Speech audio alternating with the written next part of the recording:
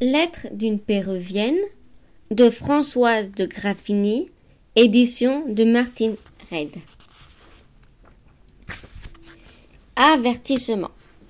Si la vérité, qui s'écarte du vraisemblable, perd ordinairement son crédit aux yeux de la raison, ce n'est pas son retour, mais pour peu qu'elle contrarie le préjugé, rarement elle trouve grâce devant son tribunal, qu'elle ne doit donc pas craindre d'éditeur de ses ouvrages en présentant au public les lettres d'une jeune péruvienne, dont le style et les pensées ont si peu de rapport et l'idée médiocrement avantageuse qu'un injuste préjugé nous a fait prendre de sa nation.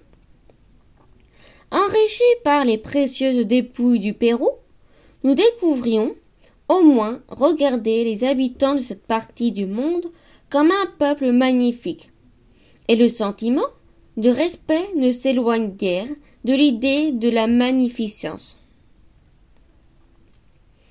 Mais toujours prévenus de notre faveur, nous n'accordons du mérite aux autres nations, non seulement qu'autant que leurs mœurs imitent les nôtres, mais qu'autant que leur langue se rapproche de notre idiome. Comment peut-on être persan? Nous méprisons les Indiens. À peine accordons-nous une âme pensante à ce peuple malheureux. Cependant, leur histoire est entre les mains de tout le monde. Nous y trouvons partout des monuments de la sagacité de leur esprit, de la sollicité de leur philosophie. L'apologiste de l'humanité et de la belle nature a tressé le crayon des mœurs indiennes dans un poème dramatique dont le sujet a partagé la gloire de l'exécution. Avec tant de lumière répandue sur le caractère de ce peuple, il semble que l'on ne devrait pas craindre de voir passer pour une fiction des lettres originales qui ne font que développer ce que nous connaissions déjà de l'esprit vif et naturel des Indiens. Mais le préjugé attire des yeux. Rien ne rassure contre son jugement, et l'on se serait bien gardé d'y soumettre cet avantage si son empire était sans bornes. Il semble inutile d'avertir que les premières lettres de Zilia ont été traduites par elle-même. On devinera aisément qu'étant composées dans une langue et tracées d'une manière qui nous sont également inconnues, le recueil n'en serait pas parvenu jusqu'à nous si la même main nous les eût écrites dans notre langue. Nous devons cette traduction au loisir de Zilia dans sa retraite. La complaisance qu'elle a eue de la communiquer au chevalier d'Herville et la permission qu'il obtient enfin de les garder les avait passés jusqu'à nous. Elle connaîtra facilement, aux fautes de grammaire et aux négligences de style combien on a été scrupuleux de ne rien dérober de l'esprit d'ingénuité qui règne dans cet ouvrage. On s'est contenté de supprimer, surtout dans les premières lettres, un grand nombre de termes et de comparaisons orientales qui étaient échappés à Zilia, quoiqu'elle sût parfaitement la langue française lorsqu'elle les traduisait. On n'en a laissé que ce qu'il en fallait pour faire sentir combien il était nécessaire d'en retrancher. On a cru aussi pouvoir donner une tournure plus intelligible à de certains traits métaphysiques qui auraient pu paraître obscurs, mais sans rien songer au fond de la pensée.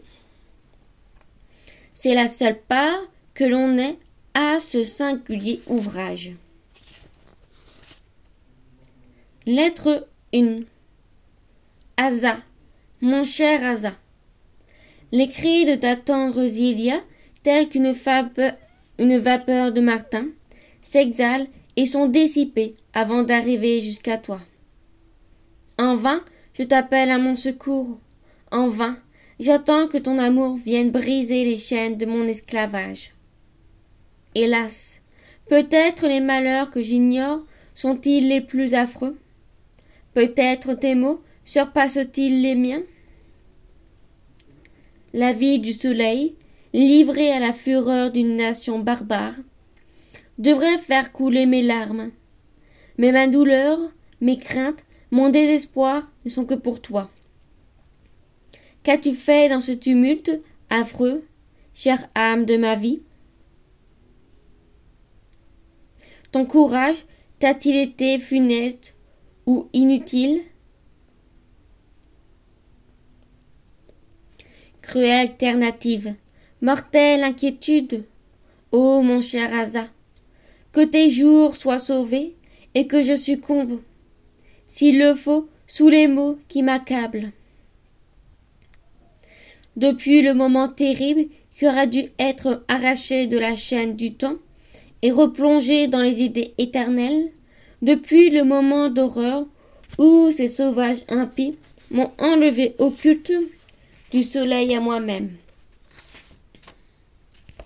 À ton amour, retenu dans une étoile captivité, privé de toute communication, ignorant la langue de ces hommes féroces, je n'éprouve que les effets du malheur, sans pouvoir en découvrir la cause. Plongé dans un abîme d'obscurité, mes jours sont semblables aux nuits les plus effrayantes. Loin d'être touchés de mes plaintes, mes ravisseurs ne les sont pas même de mes larmes. Sourds à mon langage, ils n'entendent pas mieux les cris de mon désespoir. Quel est le peuple assez féroce pour n'être point ému au signe de la douleur? Quel désert aride a vu naître des humains insensibles à la voix de la nature gémissante? Les barbares maîtres d'Alpor, fiers de la puissance d'exterminer, la cruauté est le seul guide de leur action. Asa, comment échapperais-tu à leur fureur? Où es-tu? Que ferais-tu? Si ma vie t'est chère, instruis-moi de ta destinée. Hélas, que la mienne est changée. Comment se peut-il que des jours si semblables entre eux aient par rapport à nous de si funestes différences? Le temps s'écoule, les ténèbres succèdent à la lumière. Aucun dérangement ne s'aperçoit dans la nature et moi. Du suprême bonheur, je suis tombée dans l'horreur du désespoir, sans qu'aucun intervalle m'ait préparé à cet affreux passage.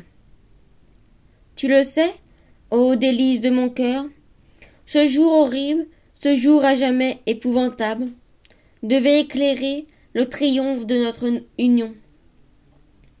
À peine commençait-il à paraître qu'impatiente d'exécuter un projet que ma tendresse m'avait inspiré pendant la nuit, je courus à mes quipos, en profitant du silence qui régnait encore dans le temple.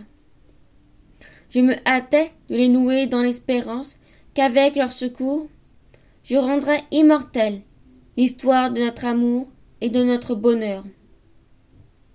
À mesure que je travaillais, l'entreprise me paraissait moins difficile. De moment en moment, des amas innombrables de cordons devenaient sous mes doigts une peinture fidèle de nos actions et de nos sentiments. Comme il était autrefois l'interprète de nos pensées, pendant les longs intervalles que nos passions, sans nous voir tout entières, à mon occupation j'oubliais le temps, lorsqu'un bruit confus réveilla mes esprits et fit tressaillir mon cœur. Je crus que le moment heureux était arrivé, et que les 100 portes s'ouvraient pour laisser un libre passage au soleil de mes jours. Le cachai précipitamment, mes quipos sous un pan de ma robe et je courus au-devant de tes pas. Mais quel horrible spectacle s'ouvrit à mes yeux! Jamais ton souvenir affreux ne s'effacera de ma mémoire.